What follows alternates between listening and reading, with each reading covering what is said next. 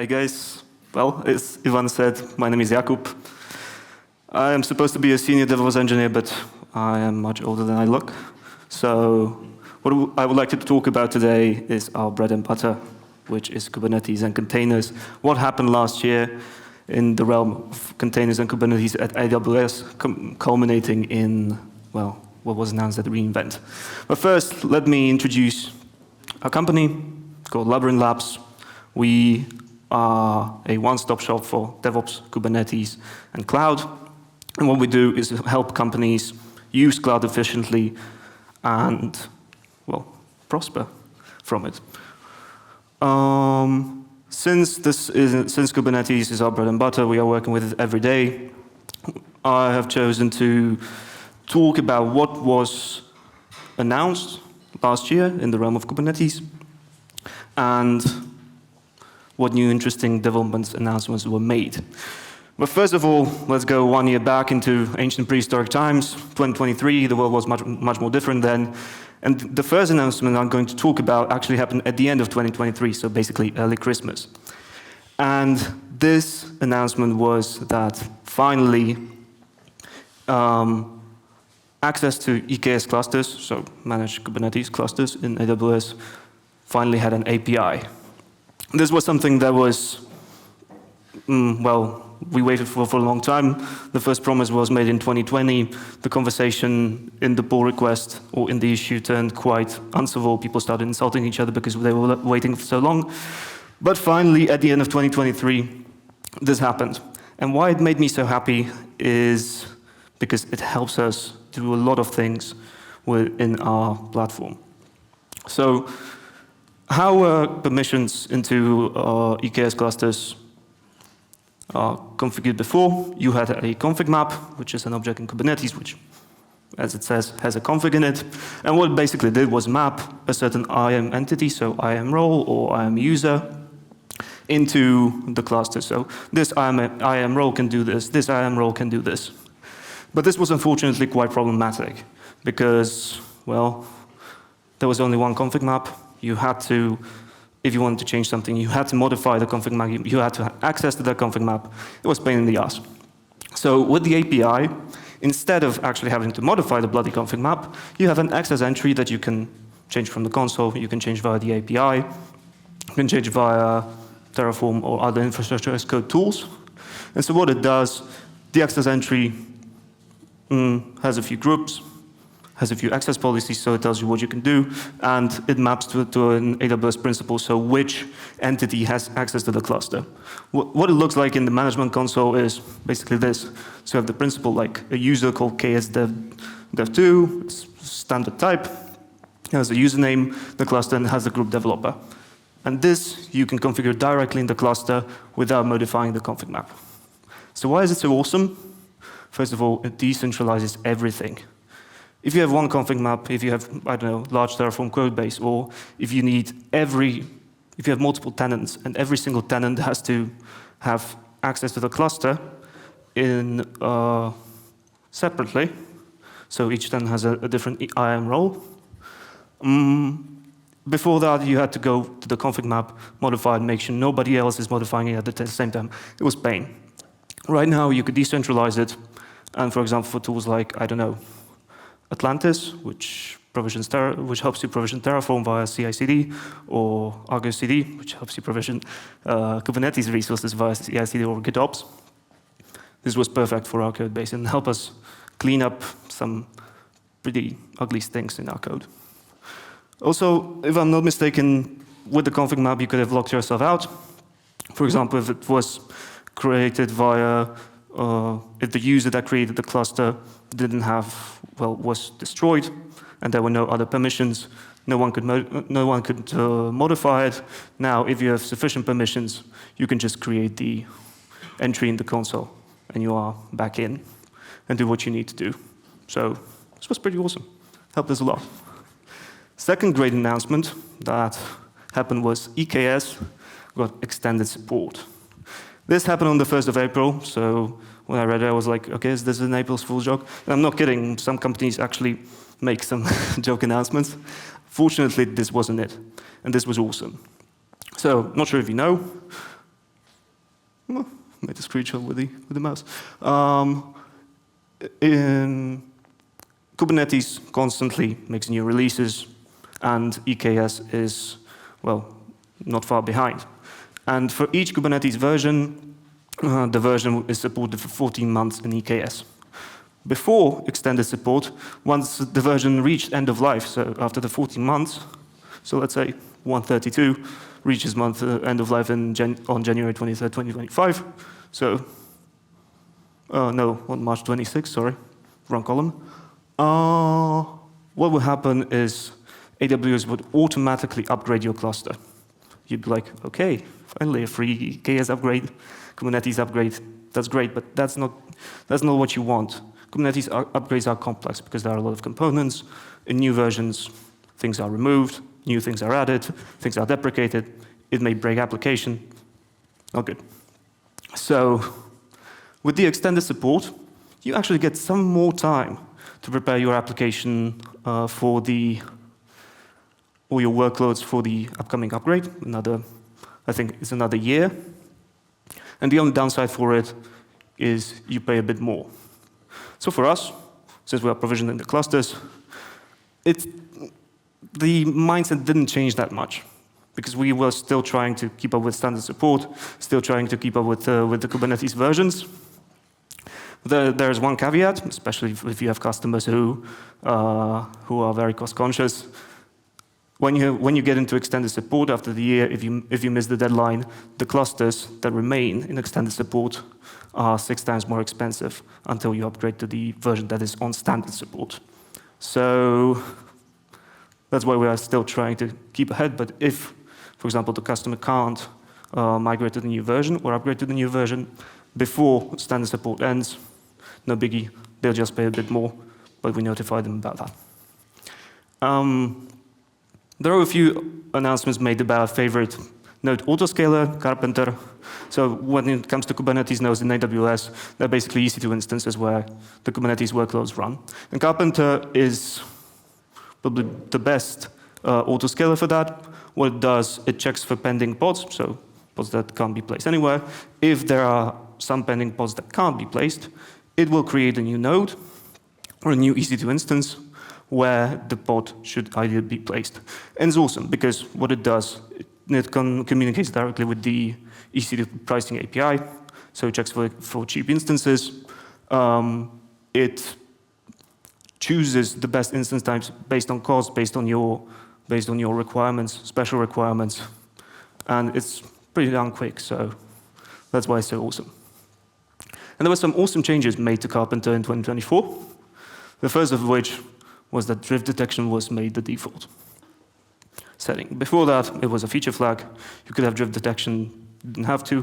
What drift detection means in this case is when something changes with nodes or somewhere in the environment, whether Carpenter replaces the node or creates a new node. So what could be the possible reasons for a drift? So let's say you change some labels and taints on the nodes, or there's a new AMI available, and Carpenter should, therefore, via drift, figure it out, and then slowly replace the instances with the new AMI. This proved a bit tricky once, because we had drift detection on. There was a new AMI for BottleRocket, which is operating system for containers. And what happened, the release of BottleRocket was faulty. One of our customers, Carpenter, picked it up, detected drift, replaced the AMIs, and then stuff crashed. Because, well, the underlying BottleRocket had problems. It then quickly rolled back once the versions were reverted and new AMIs with the fixes were applied or were available. But it's a bit of a problem. But another thing that could have helped instead of, well, disabling drift is that AMI pinning was made required. So you now have to specify what type of AMI you need and what version of the AMI you need. You can specify that the version is latest and keep it as it was before, but it's not recommended for production environments just just in case something like this happens. So types are usually the type of operating system that you want, both Rocket, Amazon Linux, Ubuntu, and so on. Another awesome thing that was added, no disruption budgets. And what these help with, Carpenter can be pretty aggressive with how it replaces instances, replace nodes. And before this, it could happen basically any time if certain conditions were met. But sometimes you want to have more control over when it happens or what is the reason why it happens. So that's why no disruption budgets were added. The reasons that it detects is if a node is empty, do it at this time. If it finds a drifted node, so new AMI, do it from this time to this time.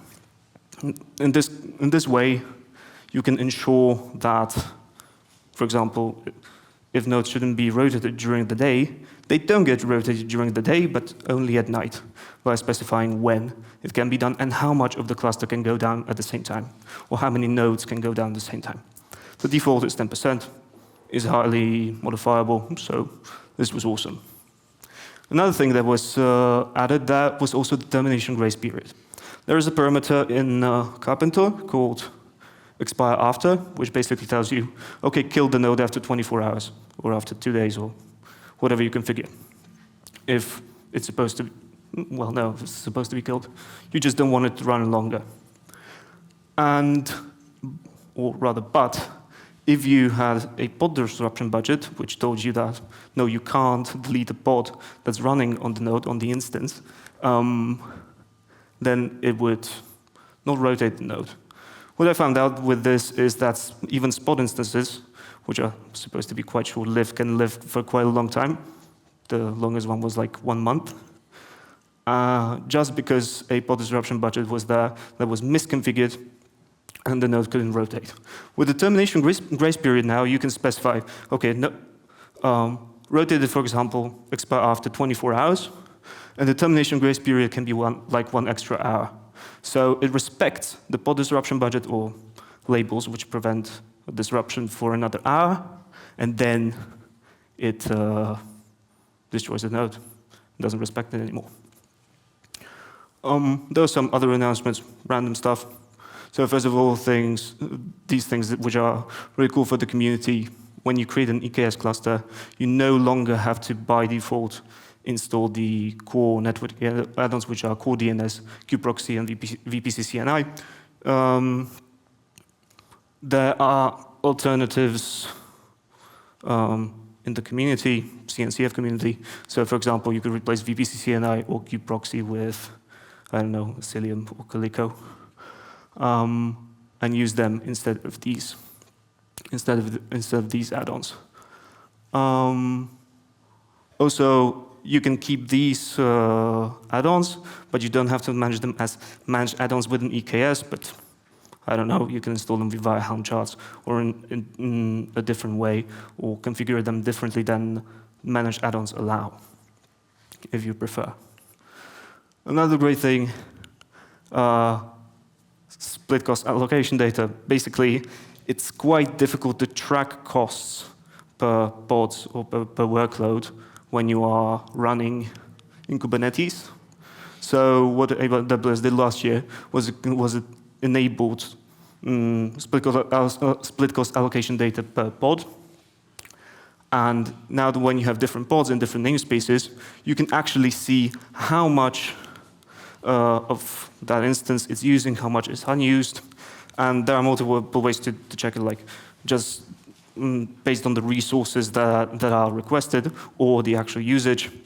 It's a bit difficult to set up this thing, but if when you manage to set it up, you actually have good visibility into what's happening in your clusters and with the costs in them. There are also dashboards for them, so pretty cool stuff. And last thing which was announced at the end of the year was node auto repair. So there is a new monitoring agent, health monitoring agent, that you can install onto the nodes, and it will check for certain events, either notify you, or if it's possible for certain events, I don't know, like, if I remember correctly, like pod is stuck deleting for I don't know how long. it can actually remediate it. So by doing something on the instance itself, or replacing the instance, or rebooting the instance. So this is quite cool. Finally, what we came here for, it was reInvent. So what was announced regarding containers and Kubernetes, the reInvent, that two major things. And two things was EKS Automode and hybrid nodes. So let's start with the Automode. Before Automode, when you want to install the EKS cluster, what you got when you actually either provisioned via the console or via ISC was you got a managed control plane, so etcd, API server, and so on, which you didn't manage. It was managed by EKS itself, by AWS. And then everything else was installed onto your data nodes, into your data plane, and you had to configure it yourself. This configuration can be simple, this configuration can be difficult, but if you are a novice, Kubernetes is scary enough. Why make it scarier? So that's where Automode comes in. What Automode does, it takes some of the things that you had to install. So, for example, storage provisioning, compute provisioning, that's the Carpenter symbol, by the way, or load balancing, and manages it for you. So before that, you had to install them on your own, configure them on your own, and make them work on your own. Here, EKS manages them for you. You don't have to touch them. You just use what they provide. So the disks, the load balancers, or the instances that are managed by this. You don't have to enable it on your new clusters, so you don't have to create new clusters to enable Automode. You can also migrate them. As you can see here, there are equivalents to managed add-ons or self-managed add-ons. So, for example, Carpenter in compute has a different version of API, which I have to change in certain configurations if you want to migrate. But if you want to migrate compute, you should have compute on Carpenter, or in managed nodes, EKS managed nodes, use auto-scaling groups under the hood. Managed nodes, super simple, one command, boom. It drains them and puts them onto the nodes that are provisioned by the Automode. Carpenter, a bit more tricky, but it can be done. You have to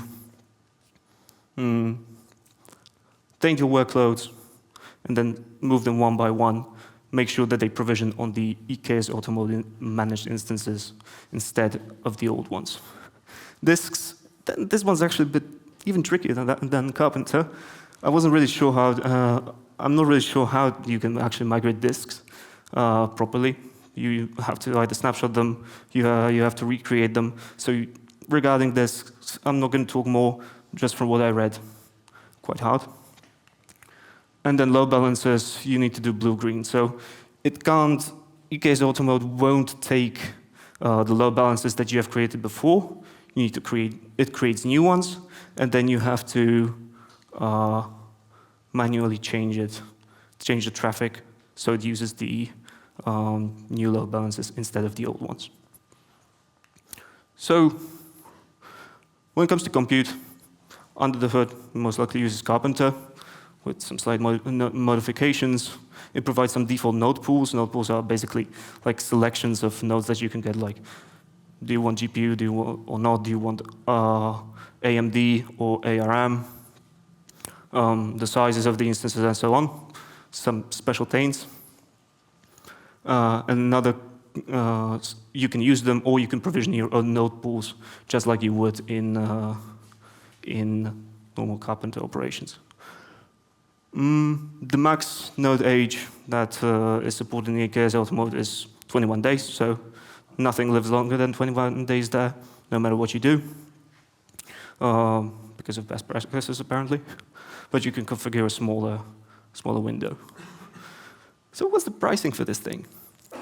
I would have expected, like, you get extra, you pay more for the control plane, but the pricing model is a bit different, and it's an extra markup on the compute that you provision, so on the instances. So if you use Automode, every instance, you pay for the instance, plus approximately it's not precise, but approximately 12% of that on-demand instance. So if you paid, I don't know, 1,000 for on-demand instances, now you pay, I don't know, 1,500, well, no, 1,500, 1,100.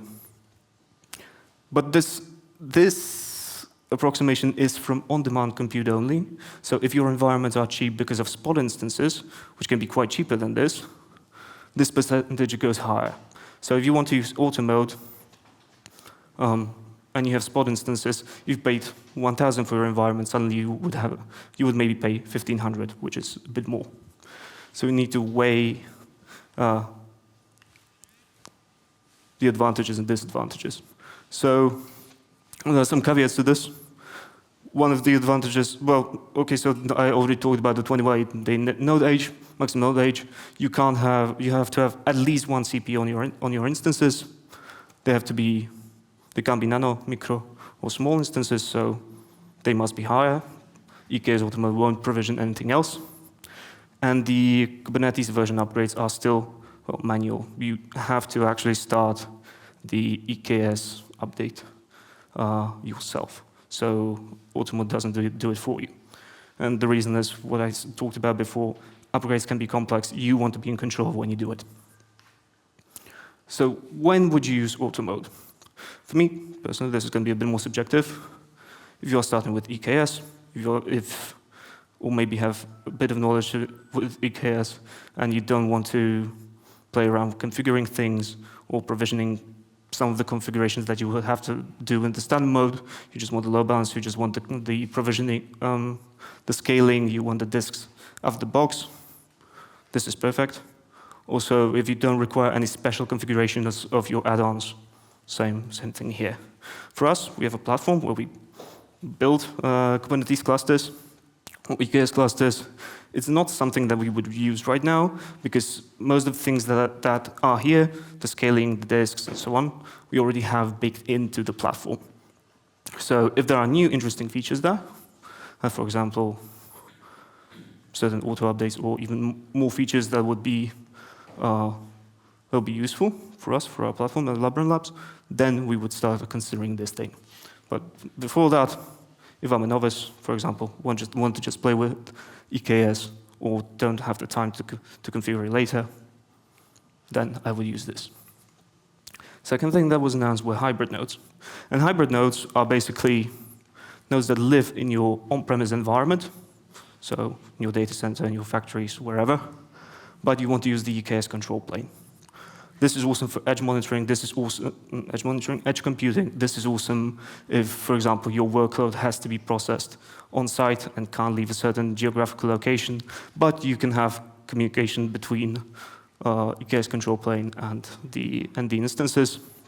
So that's when you would use it. And basically what you do, you have to set up networking. There has to be quite a quick connection, at least from what I read, at least 100 megabits per second. So it can either be achieved via direct connect or site-to-site VPN, for example. The CIDRs cannot overlap with CIDRs where EKS live and where other your other workloads in AWS live. Once you have the connectivity set up, you have to set up the nodes themselves, so you spawn them on your own, I don't know, in OpenStack, or you install a server manually. You need to ensure there is connectivity to the cluster. You need to ensure that there are IAM permissions for the nodes, so they can actually also connect to the cluster. There are only some supported operating systems, so Amazon Linux, Red Hat, and Ubuntu. As far as I know, nothing else for now. So if you have workloads that are not compatible with this, unfortunately, you can't use it for now. You have to install the node admin, which will help you configure the node itself, and then you can actually connect to the cluster. So, what's the cost of this? The pricing model for this is you pay for vCPUs on the nodes themselves, so nothing extra on the control plane and so on. So I'm curious where this goes and how many people are actually going to use this thing, because it can be quite huge in certain industries or geographical locations. So let's see where it goes. That's it. Thank you very much.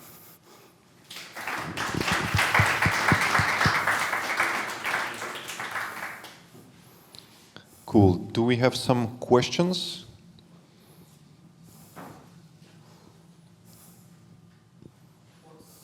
What about the pricing increase for those nodes when you're using Automode and when connected with savings plan or reservation? Do you look at that?